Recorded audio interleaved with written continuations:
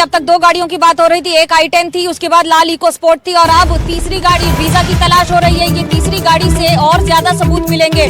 तीसरी गाड़ी का मतलब है कि 1 गाड़ी नहीं, 2 गाड़ी नहीं, पैसे देकर अलग अलग जगह से अलग अलग नाम पर झूठे दस्तावेज देकर मैं किसी एक नाम पर, किसी दूसरे के पते पर और किसी तीसरे व्यक्ति ने गाड़ी चलाई है। यहाँ तक कि किसी चौथे का इस्तेमाल किया गया है ये बताने के लिए कि जब गाड़ी की जरूरत होगी तो तुम्हें बुला लिया जाएगा। जिस तरह से ये लगातार कोशिश हो रही थी, क्या हम ये माने कि जब बात गाड़ियों की होती है, क्योंकि गाड़ी का सही होना, कहीं दस्तावेज में पुलिस अगर रोक दे, कोई एक छोटा सा डॉक्यूमेंट पॉल्यूशन अंडर कंट्रोल है कि नहीं, इसकी वजह से पुलिस पकड़ ले, ये सारी बातों का तो ध्यान रखा गया। लेकिन अब ये तीसरी गाड़ी की एंट्री हो गई है। जी हाँ, तीसरी गाड़ी की एंट्री, यानी कि अब ब्रीजा की तलाश हो रही है। इको स्पोर्ट लाल i10 जिसमें ये ब्लास्ट हुआ और अब ये तीसरी गाड़ी। मुकेश, इसका क्या मतलब है? ये सिर्फ गाड़ियों का इस्तेमाल बहुत ही बखूबी किया जाता था एक जगह से दूसरी जगह जाने के लिए और दस्तावेजों को भी वैसे ही रखा जाता था। मुकेश,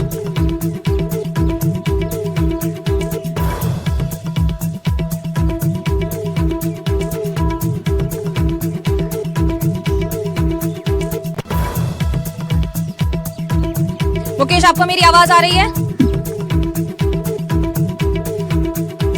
रवीश मेरे साथ जुड़े हैं। रवीश, आप अल फलाह यूनिवर्सिटी के पास थे, कल से लगातार हर अपडेट दे रहे हैं, लेकिन जब हम बात कर रहे हैं एक तीसरी गाड़ी की एंट्री की, तो तीसरी गाड़ी ये भी बता रही है ना कि पैसा भी पूरा था, खरीदारी करने का भी पता था और उसका करना क्या है ये भी पता था। लेकिन अब तीसरी गाड़ी की एंट्री और उसकी तलाश, ब्रीजा की तलाश हो रही है।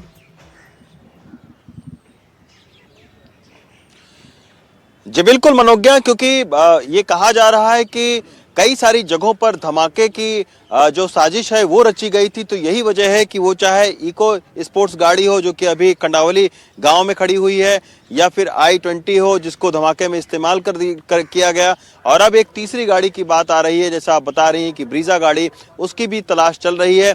लेकिन इस धमाके के जो तार हैं वो कई लोगों से जुड़े हुए हैं, कई जगहों से जुड़े हुए हैं, कई ठिकानों से जुड़े हुए हैं और कई गाड़ियों से जुड़े हुए हैं। यही वजह है कि जैसे जैसे लगातार पूछताछ हो रही है, जैसे कल जो है जब पूछताछ हुई अल फलाह यूनिवर्सिटी में 50 से ज़्यादा लोगों से, तब एक असिस्टेंट से पूछताछ करने के बाद में पता चला कि उसको उमर ने इको स्पोर्ट्स दी थी जो उसी के नाम से रजिस्टर्ड थी, और उसको इसने, ये आप देखिए कि मैं जहां पर इस वक्त खड़ा हूं, 12 घंटे से ज़्यादा का वक्त हो गया है, यहाँ पर इको स्पोर्ट्स खड़ी हुई है, बोनट खुला हुआ है बाकायदा, और यहाँ पर उसकी जांच चल रही है। तो इसी तरीके से अब एक जो तीसरी गाड़ी है उसकी भी बात सामने आ रही है, और वो जब पकड़ी जाएगी तो उससे कुछ और जानकारी मिलेगी। लेकिन अभी अभी की बड़ी खबर यह है कि फरीदाबाद के कई सारी जगहों पर हरियाणा क्राइम ब्रांच की तरफ से छापेमारी चल रही है। जमाई कॉलोनी एक है यहाँ पर, उस पे छापेमारी चल रही है, क्योंकि कल यहाँ से एक संदिग्ध जो असिस्टेंट है उमर का, उसकी गिरफ्तारी हुई, उसको यहाँ पर लेकर आया गया था। उसके बाद उसने कई सारी जानकारी जो है वो NIA को बताई है, और उसके बिहाफ पर लोकल पुलिस को निर्देश दिए गए कि आप इन जगहों पर लोगों को देखें और पूछें उनसे। तो यही वजह है कई सारी जगहों पर फरीदाबाद के अब छापेमारी चल रही है, और कई सारे आज और भी खुलासे हो सकते हैं। महज अल फलाह यूनिवर्सिटी में 13 नंबर कमरे में जो उमर है वो वहां रहता था। 15 नंबर कमरे को जो मद्रासी लॉज है उसमें मुजम्मिल ने ले रखा था। इसके बाद फतेहपुर तिगा गांव में भी एक कमरा ले रखा था। तो कई सारे ठिकाने, कई गाड़ियां, कई लोगों को इन्होंने इस्तेमाल किया था। एक मिनट आपको बता दूं, मैं इस समय की बड़ी खबर आ रही है और हमने आपसे कहा था ना कि मेरे सहयोगी आपको हर खबर सबसे पहले पहुंचा रहे हैं। तो ये सबसे पहले खबर आप NDTV इंडिया पर देख रहे हैं कि डॉक्टर उमर के भाई को, फहीम को गिरफ्तार कर लिया गया, उसके रिश्तेदार को गिरफ्तार किया गया, उसे हिरासत में लिया गया है। और कारण क्या है? कारण ये है कि गाड़ी उसी ने खड़ी की थी, जो इको स्पोर्ट लाल गाड़ी खड़ी की गई थी वो उसी ने खड़ी की थी। उसके साथ एक महिला भी शामिल थी, लेकिन हिरासत में लिया गया है डॉक्टर फहीम को। पूरा डॉक्टरों का जाल, डॉक्टरों का नेटवर्क और सब कुछ जुड़ा हुआ है अल फलाह यूनिवर्सिटी से। मुकेश मेरे साथ है। मुकेश, लगातार डॉक्टरों का जाल फैलता ही चला जा रहा है। किसने गाड़ी पार्क की, अब उसके आधार पर भी हिरासत होगी, क्योंकि उसे कुछ तो पता होगा इसके बारे में। देखिए, बिल्कुल डॉक्टर जो फ़हीम है उनको माफ़ करिए, जो फ़हीम है उसको डिटेन किया गया है और अभी उससे पूछताछ चल रही है। दरअसल उस पर एलिगेशन ये है कि जो इको स्पोर्ट्स कार जो मिली है वो इको स्पोर्ट्स कार उसने छिपाने में मदद की थी। इसके साथ में उस कार में कोई लेडी बैठी हुई थी, उसके बारे में भी जानकारी मिली है। तो लेडी को भी उसकी भी जांच की जा रही है, लेडी कौन थी। तो फ़हीम से भी पूछताछ चल रही है और पूछताछ के बेसिस पर ये जानकारी मिलेगी कि आखिर उसका क्या रोल है, क्या वो इस पूरे नेटवर्क में शामिल था। तो इसके बारे में अभी इन्वेस्टिगेशन जारी है। और जो गाड़ी है उसकी भी फॉरेंसिक जाँच हुई है। NSG के कमांडो वहाँ पर गए थे जिन्होंने उसकी फॉरेंसिक जाँच की है। जी जी, आपको ये भी बता दें कि इस वक्त की बड़ी खबर आ रही है, जो डायरी मिली है डॉक्टर फहीम और मुजम्मिल के पास से जो डायरी मिली है उसमें एक शब्द का इस्तेमाल किया गया है। सूत्र बता रहे हैं ऑपरेशन लिखा है। ऑपरेशन क्या है ये लगभग सबको समझ में तो आ रहा है, लेकिन इसे डिकोड करने की तैयारी की जा रही है, क्योंकि सुरक्षा एजेंसियां ये जानने की कोशिश कर रही हैं कि ऑपरेशन का क्या मतलब है। ये ऑपरेशन क्या इसी से जुड़ा है या फिर इससे भी ज्यादा कुछ और बड़ा करने की साजिश हो रही थी, जो कि सबको पता लग रहा है। अंजीत मेरे साथ है, मेरे सहयोगी अंजीत। एक शब्द को डिकोड करने में लगी है एजेंसियां और ये भी समझने की कोशिश करनी होगी कि इस डायरी में आमतौर पर हम और आप तो मोबाइल में सब कुछ सेव कर लेते हैं, लेकिन यहाँ सब कुछ एक डायरी में रखा जा रहा था, सोच समझ के रखा जा रहा था।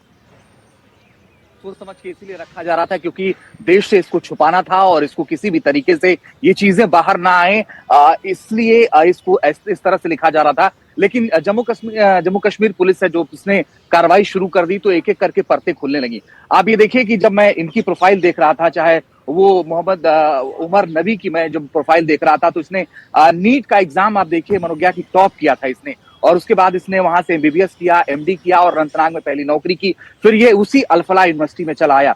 फिर उसके बाद मुजम्मिल की प्रोफाइल भी आप देखिए तो ठीक उसी तरीके की उसकी भी प्रोफाइल है, उसने भी अच्छी पढ़ाई की और फिर वो भी अल-फलाह यूनिवर्सिटी चला आया।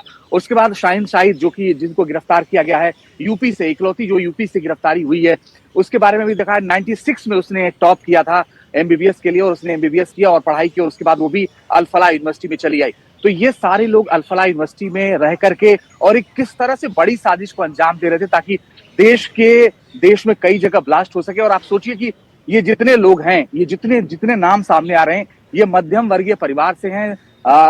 बड़ी मुश्किल से घर वालों ने उनको पढ़ाया था, लेकिन बावजूद इसको देखिए कि किस रास्ते पर, आतंकी रास्ते पर ये चले और उसके बाद अब ये अलग अलग जगहों से गिरफ्तार है। लेकिन एक एक चीज अब डिकोड हो जाएगी क्योंकि एजेंसियां लगी हुई हैं और एजेंसियां लगातार जो कार्रवाई कर रही हैं, उन कार्रवाई के जरिए आगे एक एक चीज डिकोड होगी और डिकोड होने के बाद वो सारे सवालों के जवाब आएंगे। और कल तो सरकार ने भी ये कह दिया कि ये आतंकी हमला है और इस आतंकी हमले के बाद से सरकार किस तरह से जवाब देती है ये किसी से छिपा नहीं है और इसका जवाब दिया जाएगा। इसमें जितने भी लोग शामिल है, क्या कनेक्शन था। और एक और मनोज्ञा बहुत महत्वपूर्ण बात यह है कि उमर नबी के पास 5 मोबाइल थे कुल, और वो 5 मोबाइल था और आखिरी में एक भी मोबाइल उसके पास नहीं था। सारे के सारे मोबाइल फोन उसने बंद कर दिए थे। और जब मुजम्मिल पकड़ा गया उसके बाद नबी उमर को लगा कि उस तक पुलिस पहुंच जाएगी किसी भी तरीके से। और JNK पुलिस ने एक ट्वीट किया था, मैं उसके बारे में भी आपको बताना चाहूंगा।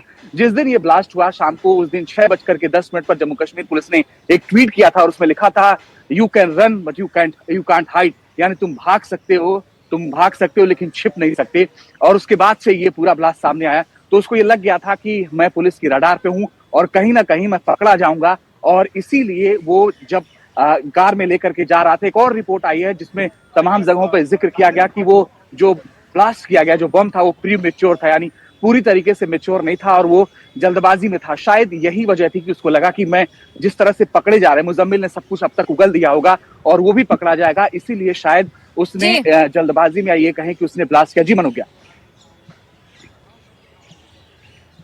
जी, जो भागते हैं उन्हें भगोड़ा कहते हैं, लेकिन जो इस तरह से हमले करते हैं उन्हें कायर कहते हैं। इसीलिए भाग रहे थे, इसीलिए जम्मू कश्मीर पुलिस कह रही थी कि छुप नहीं सकते हैं, भाग तो सकते हैं। रविश हमारे साथ हैं। रविश, लगातार अल-फलाह यूनिवर्सिटी से एक के बाद एक केंद्र बिंदु बना हुआ है, वो वहीं से सारी खबरें और वहीं से सारे अपडेट्स, क्योंकि हर तार वहीं जाकर जुड़ रहा है। इस डायरी के साथ ऑपरेशन, जो शब्द का इस्तेमाल किया गया, सूत्र बता रहे हैं, क्या है इसका आधार और क्या है इस पे अपडेट? जी बिल्कुल, अल-फलाह यूनिवर्सिटी में ही पूछताछ के बाद में पता चला कि जो लाल कलर की इको स्पोर्ट्स है जिसको उमर ने खरीदा था, वो कहां पर खड़ी है। और इसी के बाद में उस फहीम को जो है वो NIA अपने साथ में लेकर आई। और अब आप सोचिए कि इस जगह पर आइसोलेटेड एक जगह है, आप देखिए कि ये बहुत बड़ा गांव है कंडावली, और उस गांव के बिल्कुल किनारे एक खाली प्लॉट में इस गाड़ी को खड़ा किया गया ताकि किसी की नजर न पड़े।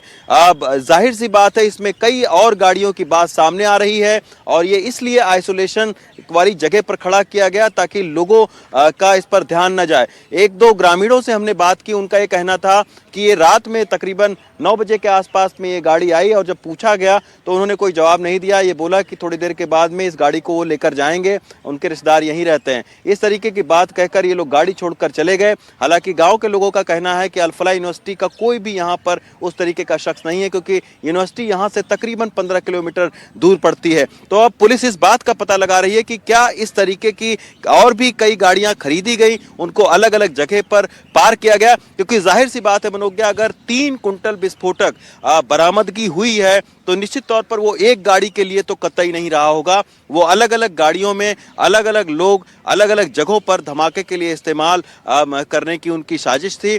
और इसी का जो जिक्र है वो उस डायरी में ऑपरेशन नाम का जो शब्द है उसको उसमें लिखा गया बाकायदा। और यही नहीं, सिर्फ एक या दो गाड़ियां नहीं, ठिकाने भी कई सारे बदले गए। यानी 3 ठिकाने अल-फलाह यूनिवर्सिटी में उमर रहता था, मुजम्मिल 1-2 महीने के लिए उसने टेम्परेरी मद्रासी लॉज में कमरा ले रखा था, और एक जो है वो तिगा एक जो गांव है एक बड़ी खबर आ रही है कि अब आदिल के ऊपर शिकंजा कस रही है पुलिस, क्योंकि उसका कारण बता देते हैं। आदिल की शादी हुई थी और आदिल की शादी में जो शामिल हुए थे, अब आदिल के शादी के वीडियोस खंगाले जा रहे हैं। ये जानने की कोशिश की जा रही है कि जम्मू कश्मीर में उसकी शादी में जो लोग गए थे, उन्हें बुलाया गया था, वो किस तरह से गए थे, क्या इस मॉड्यूल से जुड़ा और भी कोई इस शादी के वीडियो में तो नहीं है। इन्हीं वीडियो के आधार पर यह साबित होगा कि आखिरकार आदिल की शादी में, जो कि जम्मू कश्मीर में पोस्टर लगाते हुए मिला था, और उसके साथ साथ ये सारी तस्वीरें आ रही हैं, और ये भी बताया जा रहा है कि आदिल के साथ साथ अब उसकी शादी में जो लोग शामिल हुए थे उसके वीडियोस खंगाले जाएंगे। ये जानने की कोशिश की जाएगी कि आदिल के साथ जो लोग वहां गए थे, अधिकतर उनमें डॉक्टर्स भी थे। लाजमी है अगर वो डॉक्टर रहा है और वहीं पर रहा है, और तो अल-फलाह यूनिवर्सिटी से जुड़े भी बहुत सारे लोग रहे हैं, और उसके साथ साथ आसपास के इलाकों से भी, उत्तर प्रदेश के भी आसपास के इलाकों से क्या लोग जम्मू कश्मीर गए थे और इसी टेरर मॉड्यूल से जुड़े हैं कि नहीं। शुभांग मेरे साथ हैं। शुभांग, क्या अपडेट है इस पर, और इस तरह से अब शादी के वीडियोस भी खंगाले जाएंगे? बिल्कुल मनोज, देखिए तमाम जो ये बड़े नाम इस पूरे मुद्दे में सामने आए हैं, जो तमाम ये आतंकवादियों के नाम सामने आए हैं, चाहे वो उमर मोहम्मद हो या फिर वो डॉक्टर शाहीन हो, आदिल हो, मुजम्मिल हो, तो देखिए इन तमाम लोगों के जब नाम सामने आए थे उसके बाद से एनआईए ने जब से ये जांच संभाली है, वो इन सभी के जो करीबी लोग हैं उनसे लगातार पूछताछ कर रही है। तो जाहिर तौर पर अब जब आदिल की शादी की बात सामने आई है कि उस शादी में जिन जिन लोगों को बुलाया गया था, तो अब उन सभी लोगों को से भी पूछताछ जहां पर एनआईए की टीम करेगी। देखिए इस समय मेरी मौजूदगी अल-फलाह यूनिवर्सिटी के ठीक बाहर है। आपको बता दूं, अल-फलाह यूनिवर्सिटी के ही बिल्डिंग नंबर 17 रूम नंबर 13 में जानकारी मिली है कि पुलिस टीम वहां पहुंची थी, पूछताछ वहां पर की थी, क्योंकि कई बार इन आतंकवादियों की वहां पर मीटिंग हुई है। खास तौर पर जो ये अमोनियम बनाया जा रहा था, अमोनियम और जो विस्फोटक बनाया जा रहा था, वो विस्फोटक की भी बनाने की तैयारी कई बार यहाँ से की जाती थी। इस वजह से ये शुरुआत से जो यूनिवर्सिटी है ये इस जांच का केंद्र बनी हुई है। उसके बाद I-20 गाड़ी की एंट्री होती है। I-20 गाड़ी का जो नया नया रूट है वो यहाँ पर सामने आ रहा है कि वो सीपी से भी गई थी। देखिए जिस तरीके से ये तफ्तीश आगे बढ़ती जा रही है, रोज फिलहाल जो एनआईए की तरफ से भी रोज नई वीडियो सामने आ रही है, नए नए चित्र सामने आ रहे हैं कि गाड़ियां कहां से निकल रही हैं। वही जैसा कि मेरे सहयोगी रवीश बता रहे थे कि फरीदाबाद में ही जी, आपको बता दें एक और बड़ी खबर आ रही है कि 4 अक्टूबर को आदिल की शादी का वीडियो जो सामने आया है उसके जरिए अब पुलिस बाकी सारी जानकारी हासिल करने की कोशिश कर रही है। आदिल वही व्यक्ति है जिसे सहारनपुर से गिरफ्तार किया गया था। आदिल को पोस्टर लगाते पाया गया था जम्मू कश्मीर में, और अब उसके सीधे तार जुड़ते दिख रहे हैं इस हादसे से भी, इस हमले से भी, इस ब्लास्ट से भी। मुकेश मेरे साथ है। मुकेश, एक नया अपडेट, क्योंकि आदिल के वीडियो में यह भी पता लगेगा कि आसपास के इसके पूरे टेरर मॉड्यूल के और कितने लोग शामिल थे। जम्मू कश्मीर से लेके उत्तर प्रदेश से लेके हरियाणा तक तार बढ़ते ही चले जा रहे हैं, जुड़ते ही चले जा रहे हैं। देखिए बिल्कुल आदिल की शादी की तस्वीर और उसका जो शादी का कार्ड है वो एनडीटीवी के पास है, जिसमें आदिल जो है सेहरा पहने हुए दिखाई दे रहा है। काले रंग के इसने कपड़े पहने हुए हैं, माला डाली हुई है। तो आदिल की शादी जो है, जानकारी मिली है कि आदिल की शादी कश्मीर में 4 नवंबर को हुई थी, और 4 नवंबर के बाद यानी कि शादी के तुरंत बाद ये वहाँ से भाग गया था। और आदिल के बारे में जानकारी ये मिली है कि शादी में बहुत सारे मेहमान उसकी शादी में आए थे। माफ़ करिए, शादी जो है वो 4 अक्टूबर को हुई थी और 4 अक्टूबर की जब शादी हुई थी तो कश्मीर में उसकी शादी में बहुत सारे लोग आए थे। अब जो सुरक्षा एजेंसियां हैं वो उसके शादी के वीडियो को स्कैन करने की कोशिश कर रही हैं।